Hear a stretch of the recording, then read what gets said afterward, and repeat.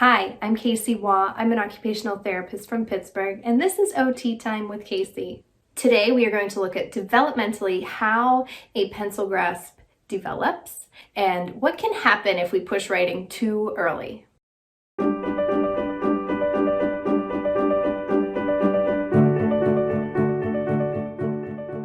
More and more frequently, the expectations of our kids of when they need to start writing is becoming younger and younger. The curriculum standards and the expectations of what kids need to know and be able to do when they enter into kindergarten even is becoming more and more advanced. Kindergartners are now learning how to read and write fluently, tell time, count money, all while kids are spending more time indoors, on screens, in more sedentary lifestyles, and less active play that is building strength and coordination.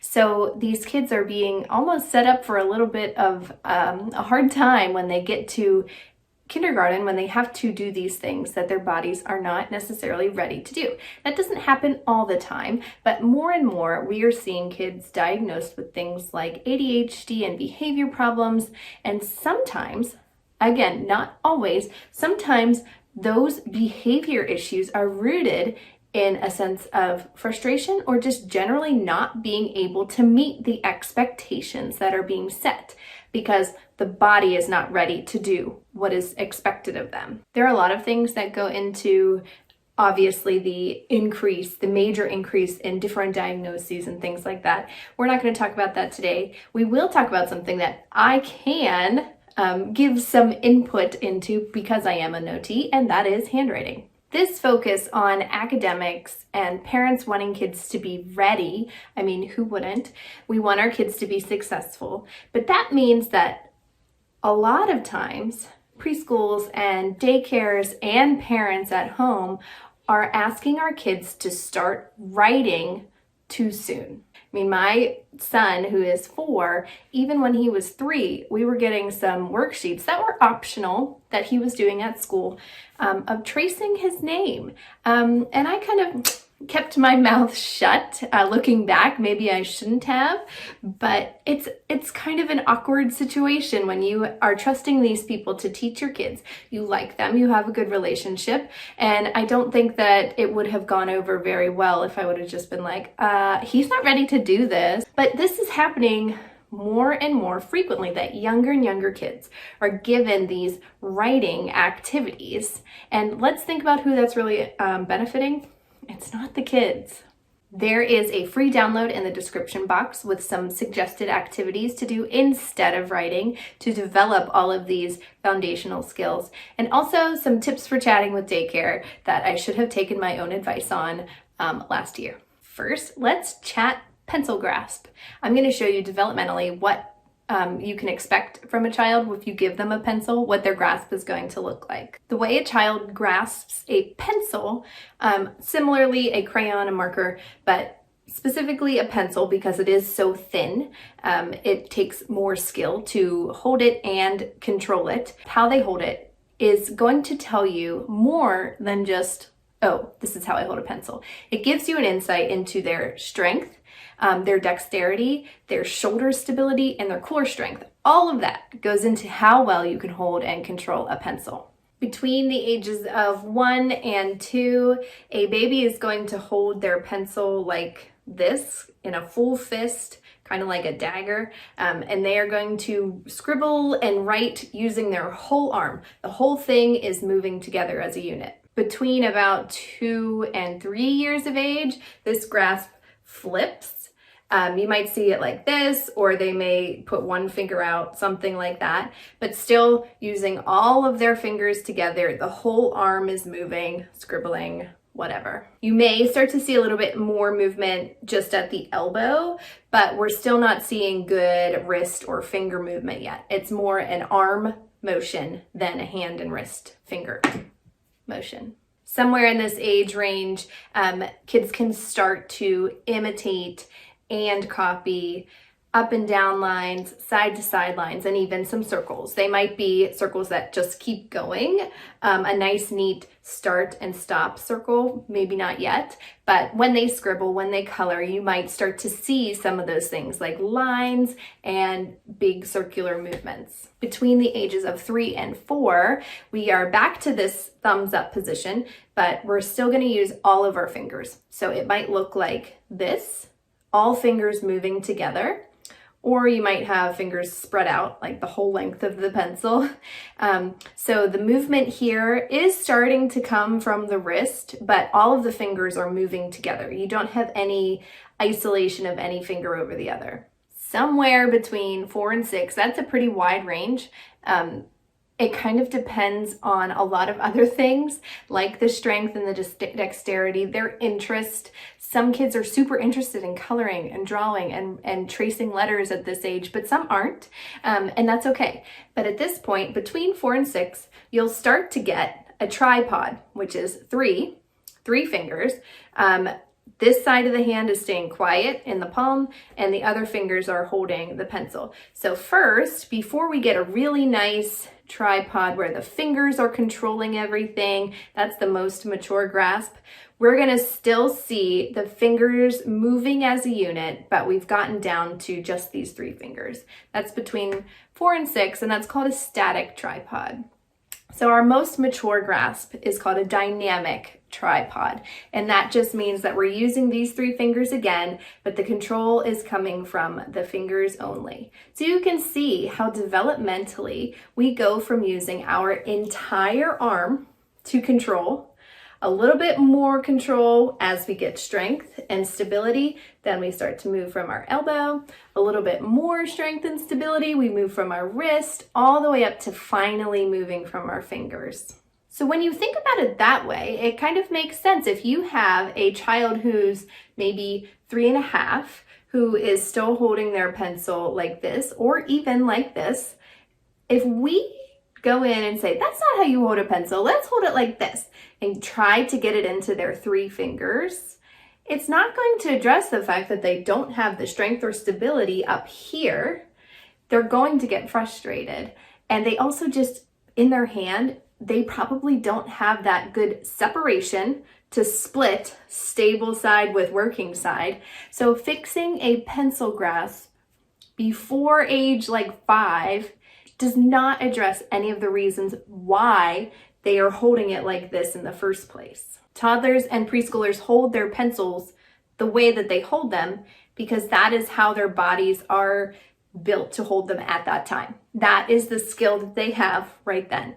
These are all of the things you need to have a mature tripod dynamic grasp. You need hand dominance. Between age like 2 and 4, a child will really start to use one hand more than another. We call it hand preference.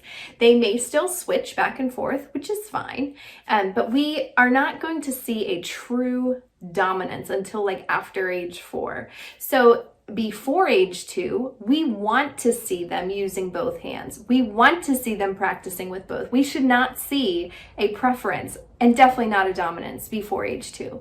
If you do see that, then there is usually some kind of weakness, potentially an issue in the brain that is not firing to the one side of the body. So before age 2, we want both sides of the body to be used about equally and about as efficiently. The important thing is you need to have a hand dominance to be ready to write efficiently. You also need to have a separation between the 2 sides of your hand. So there are a bunch of creases in your hand. I talk about development of creases in my crawling video of why crawling is important. Crawling develops the creases in your hand, and there is one that separates, you can kind of see it right there, the 2 sides of the hand. So we have our stabilizer side, which comes from our ring and our pinky finger, and then our movement side, which is what controls the pencil. If we cannot separate these 2 sides of the hand, then we're going to struggle with handwriting. We also need to have a good stable base at the shoulder and a good strength in our core. In order to have good fine movement distally or farther away from the center, distally, In order to move things well here, we have to have a stable base.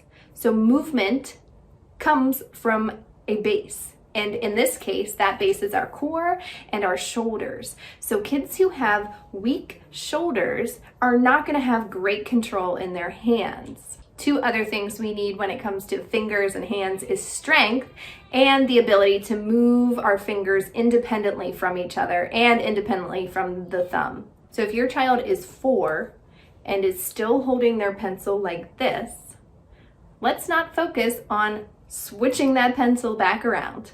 That's not going to address any of the reasons why they're still holding their pencil like this. So instead, you want to focus on building strength, dexterity, and individual movements in our fingers. There are a lot of visual perceptual skills, which is basically how the eyes take in information and the brain processes it, how they perceive things. There are a lot of visual perceptual skills that go into creating letters correctly and all of that, but the one I want to focus on specifically for our younger kids is visual discrimination. Visual discrimination is basically just being able to notice small differences between items.